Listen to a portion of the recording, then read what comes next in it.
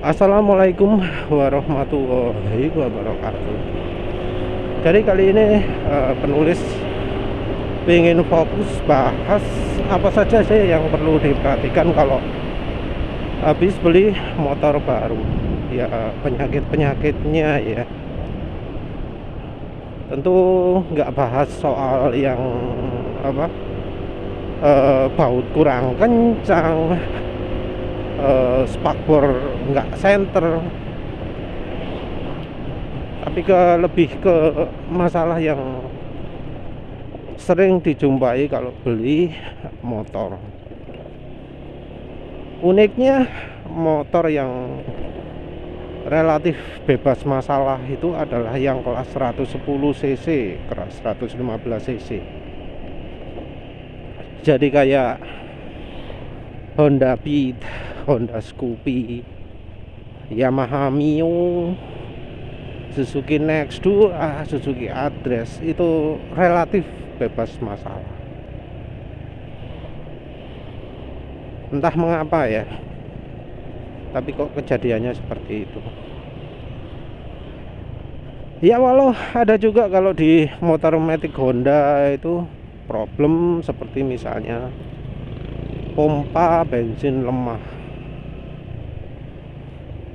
Pompa bensin lemah ada yang karena regulatornya itu kebuntu kotoran, ada yang memang lemah ya. Ada juga yang ngomong karena bensinnya jarang diisi full gitu ya. Ada yang ngomong gitu. Tapi yang terakhir ini penulis sering dengar itu ya dari Vario 125, Vario 150 yang jadi penyakitan kalau awal berangkat berebet digas full kayak langsung ngerem gitu. Jadi digas full, respon mesin bukan langsung melaju tapi kayak ngerem. Ya penyakit itu juga terjadi di Suzuki Next2. Jadi digas gitu langsung kayak ngerem gitu ya. Banyak sih ya yang mengeluh ya. Kalau di Suzuki Next2 juga biasanya terjadi lampu engine checknya nyala. Jadi lampu engine check selagi dipakai gitu ya, tiba-tiba nyala. Sebelumnya diawali dulu dengan mesin batuk-batuk cerak gitu ya. Terus habis itu langsung engine check, mesinnya mati saat jalan. Dan kebetulan dua penyakit itu, baik yang di Vario maupun yang di Suzuki Next2 itu sembuh ya. Sembuh dengan bantuan saluran intake keluar kecil. Yaitu modifikasi pakai corong, pakai pipa kecil di saluran intake-nya, di inlet ya, di saluran, di pipa yang masuk ke filter udara. Jadi kebetulan ada beberapa contoh ya, tapi maaf mungkin penulis nggak kutipkan karena berceceran di mana-mana ya. Ada yang di Facebook, ada yang di YouTube, ada yang di forum, ada yang di lapak, ada yang di email. Tapi ada beberapa contoh Vario dan juga Next 2 yang penyakit kalau digas kayak ngerem gitu jadi sembuh karena silek.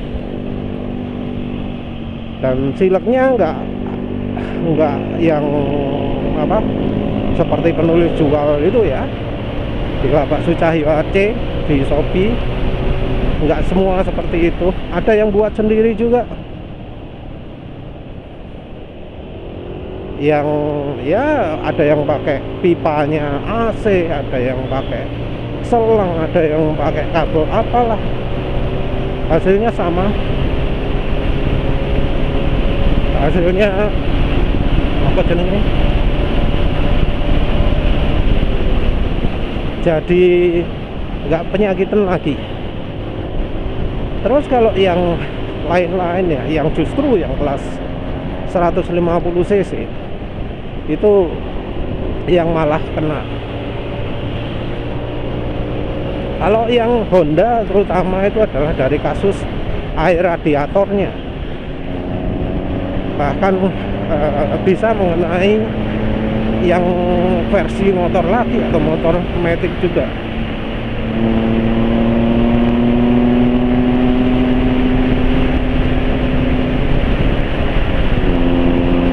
Jadi kalau yang di motor matic sih, ini sebelum sebelum kasus rembes ya, sebelum kasus rembes PCX. Jadi di apa PCX 150 ya, itu sudah ada kok, sudah ada. Jadi nggak cuma di 150 pun ada. Jadi air radiator tiba-tiba berkurang gitu.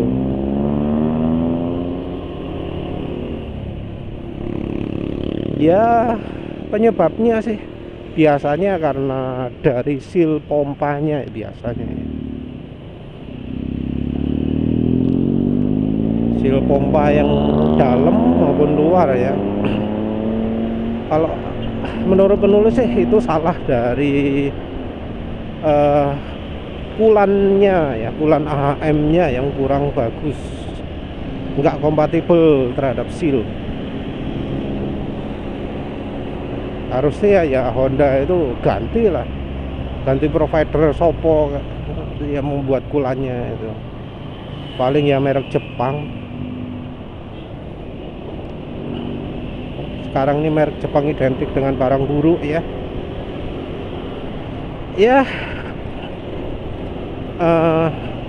Terus jadi kalau di motor Honda itu kadang tahu-tahu overheat, tahu-tahu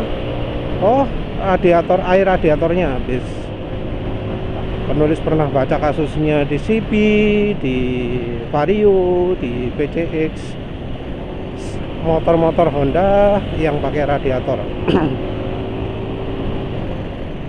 Kalau PCX-nya sendiri entah ya, apa sekarang sudah dibenahi atau belum. Selain dari penyakit kulan rembes ya, karena memang barangnya nggak bagus, sealnya nggak bagus, itu juga ada kayak suspensi. Kalau suspensi sudah ada recall, kayaknya bagian plastiknya dikurangi sehingga jadi lebih nggak gasruk lagi ketika boncengan. Tapi ya tetap ya, kalau dari kualitas suspensinya sendiri rasanya nggak turun, cuma mengurangi gasruk aja. Tapi dari sisi kualitas nggak berubah, tetap sama jeleknya. Kalau soal suspensi ini rata-rata suspensi motor matic merek Jepang sama saja ya. Mau yang Mio, mau yang Aerox, mau yang Vario 160, punya kesamaan yaitu ya suspensi mudah soak. Ya seperti penulis juga sering bahas, engine stoppernya bikin sakit pinggang. Jadi kalau pingin nyaman ya wajib diganjal stoppernya, wajib ganti suspensinya. Terus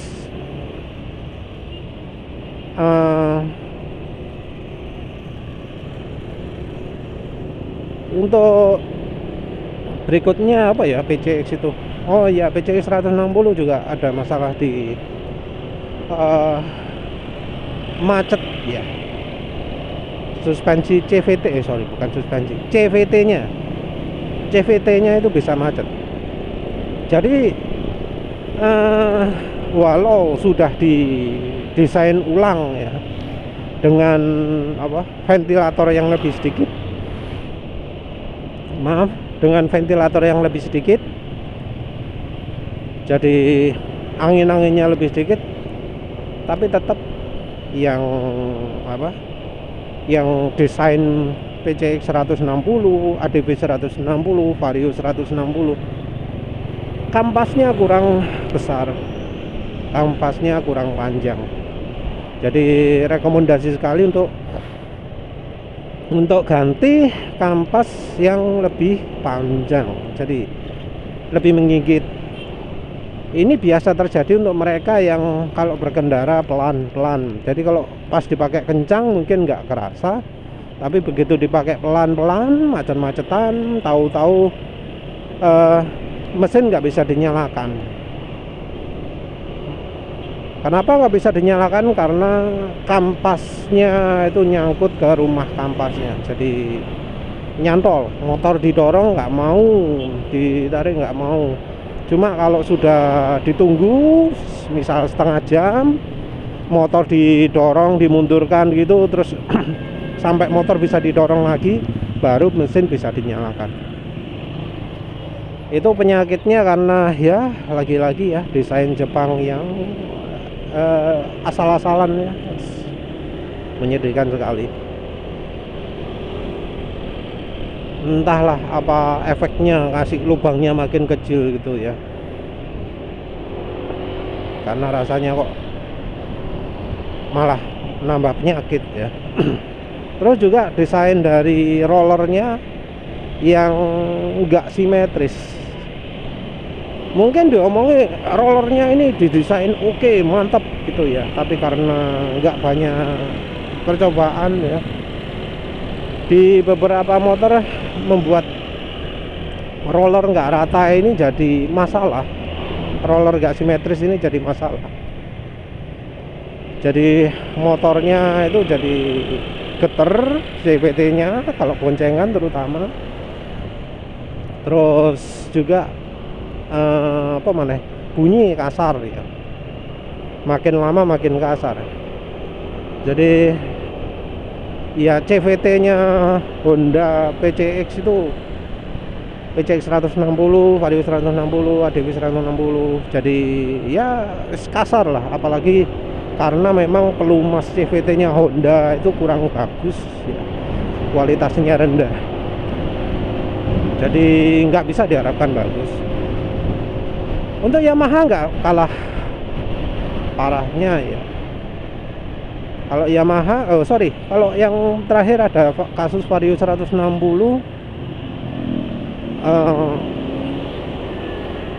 apa jenenge, joknya macet. Jadi selain dari mesin, Vario 160 juga ada masalah jok. Entah joknya ya opo lah. Jadi harus ada trik khusus untuk menutup jok biar joknya gak rusak. Harus pelan-pelan kalau nggak salah ya. Entahlah, lagi-lagi desain Jepang lagi ya.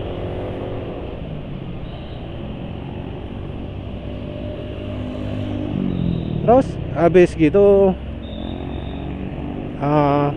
kalau NMAX New, Aeros juga, sama yang lain juga, konektivitas ya. Konektivitas itu ternyata makan baterai. Jadi untuk versi pertama malah parah sekali katanya. Mungkin karena ada fungsi untuk mengetahui pemiliknya itu ada di dekat lokasi ya, dan berikutnya fitur itu dimatikan sehingga pemakaian listrik jadi berkurang. Tapi tetap walau berkurang pemakaian listrik ya tetap banyak ya. Sebenarnya smart key yang lain juga begitu ya. Kalau kita lihat di grup-grup PCX 160, aki itu ada yang sampai 3 kali ganti setiap tahun ya. Jadi memang kalau sudah model smart key gitu, aki gampang tekor ya, entah mengapa ya. model Smart Key justru malah jadi mengurangi umur aki ya. Entah karena akinya terlalu kecil atau apa ya, lagi-lagi desain Jepang sudah bisa menjawab mengapa kualitasnya buruk. Kalau NMAX itu juga yang masalah adalah ABS-nya entah mengapa gampang jebol. Ada yang ngomong kena bocorannya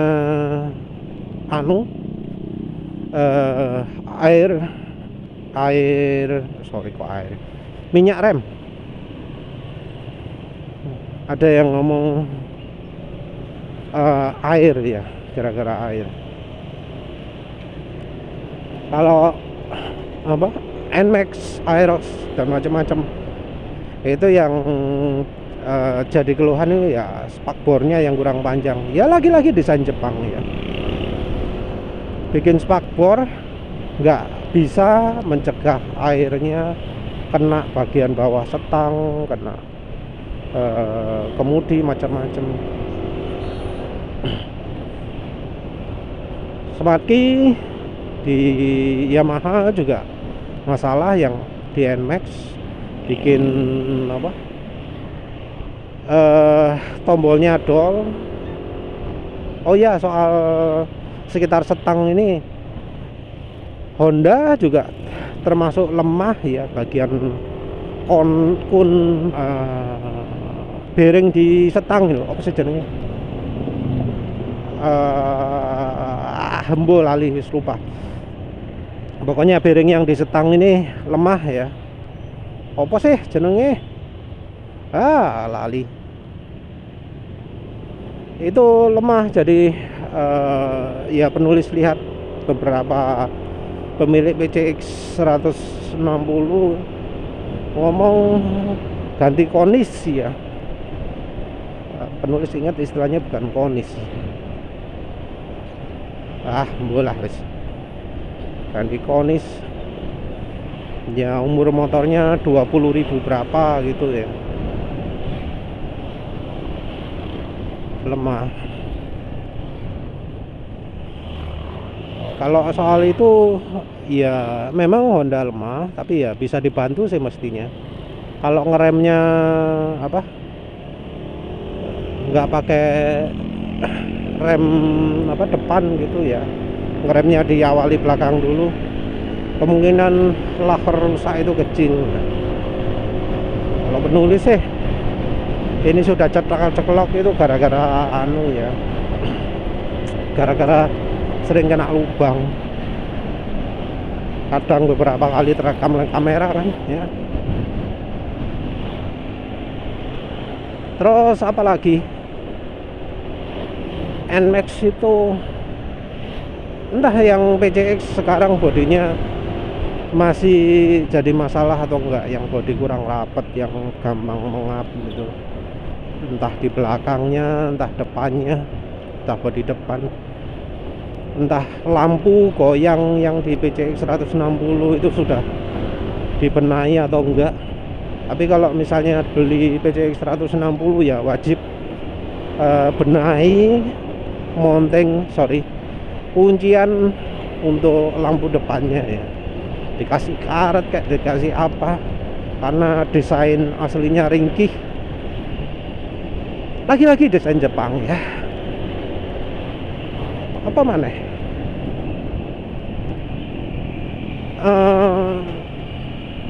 Kayaknya itu ya, penulis cuma tahu itu. Terus kalau yang desain pakai tutup gitu ya, pakai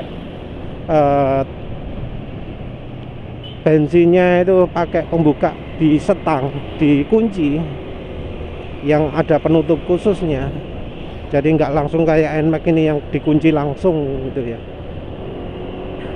Itu biasanya rawan macet, baik yang di NMAX, Aerox, NMAX New, Aerox, PCX, ADV itu biasanya mudah macet. Lagi-lagi desain Jepang nggak becus untuk bikin mekanisme yang reliable ya, sudah nggak bisa disamakan dengan Jepang zaman dulu ya. Jepang zaman sekarang itu jelek-jelek desainnya. ya itu rawan macet. Ya tentu ada solusinya. Solusinya sebenarnya nggak terlalu rumit ya. Tinggal dari pengatur kerasnya aja, tinggal nambahi ring, tinggal nambahi apa maneh wis. Adalah solusinya ya. Itu juga wajib dibenahi juga. Sebenarnya kalau penulis sendiri beli motor ya, kalau misalnya mau beli motor lagi, penulis malah kepikiran beli NMAX Old lagi ya, atau kalau PCX Old. Tapi ya nggak mungkin lah beli PCX Old. Kalau NMAX Old mungkin masih bisa inden ya. Kalau Aerox, wah ergonominya yang nggak suka. PCX 160 ya itu tadi masalahnya terlalu banyak. Honda DV 160 ya mungkin lebih sedikit lah masalahnya, tapi ada. Kalau ADV 160 ya bagus juga ya modelnya, cuma ya kalau ada masalah-masalah seperti itu bikin ribet lah ya. Belum lagi karena kompresinya tinggi yang motor-motor Honda 150 sekarang 12,0, bensinnya paksa pakai Pertalite. Padahal ada bro yang ngomong pakai pertama kayak wes gak enak, apa mana Pertalite ya, karena memang kebutuhan oktan tinggi. Kalau penulis beli kayak ADW 160 gitu mungkin dimodif silk pro kapasitor, apalagi kalau misalnya masih kurang kasih semenite cemenito ya, entah apalagi yang perlu dimodifikasi. Suspensi sekarang sudah banyak sih ya, nggak kayak dulu. Apalagi kalau Yamaha lupa lah wis ya. Sayangnya beli motor-motor sekarang itu butuh revisi, butuh apa perbaikan lagi, butuh mengetahui masalah-masalah yang ada di mesin. Jadi penting kalau beli motor baru itu terus gabung ke grupnya, lihat solusi-solusi di dalamnya. Sayangnya masalah-masalah gitu jarang di apa jenenge, di pin, ditaruh paling atas gitu. Jadi harus hunting sendiri. Kalau grupnya banter ya agak susah nyarinya. Kalau browsing pakai Facebook normal, wah mustahil ya untuk bisa nyekrol itu. Paling scroll sebulan 2 bulan wis hang komputernya. Karena ya sayangnya browser sekarang itu sangat boros memori. Kalau cari kayak gitu, penulis rekomendasikan pakai Opera 1208, terus buka m.facebook.com. Itu bisa pakai mode teks, bisa scroll seenaknya ya. Ya wes lah gitu aja. Maaf kalau misalnya banyak yang ketinggalan. Terima kasih udah menonton. Assalamualaikum warahmatullahi wabarakatuh.